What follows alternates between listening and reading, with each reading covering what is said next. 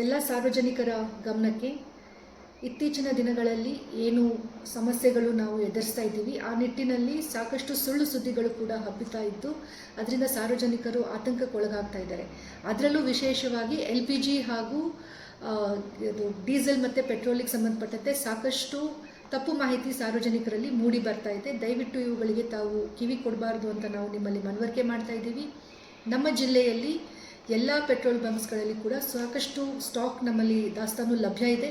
ಸುಮಾರು 4 ರಿಂದ 5 ದಿನಗಳಿಗೆ ಆಗುವಷ್ಟು ದಾಸ್ತಾನು ನಮ್ಮಲ್ಲಿ ಲಭ್ಯ ಇದೆ.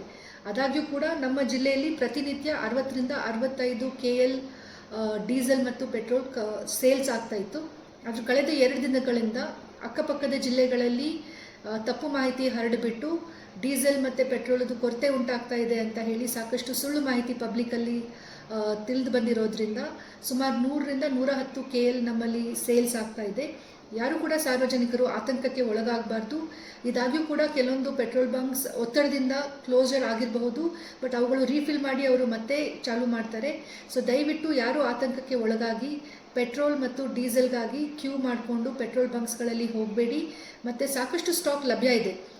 ಸ್ಟಾಕ್ ಕಡಿಮೆ ಆಗ್ತಿರೋ ಹಾಗೆ IOCL, BPCL ಮತ್ತು HPCL ಅವರು ಅದನ್ನು ಮತ್ತೆ ಪೂರೈಸ್ತಾರೆ. ಸೊ ದಯವಿಟ್ಟು ಯಾರು ಆತಂಕಕ್ಕೆ ಒಳಗಾಗೋದು ಬೇಡ. ಮುಂದುವರೆದು ಗ್ಯಾಸ್ ಸಿಲಿಂಡರ್ಗೂ ಸಂಬಂಧಪಟ್ಟಂತೆ ನಮ್ಮ ಜಿಲ್ಲೆಯಲ್ಲಿ ಸಾಕಷ್ಟು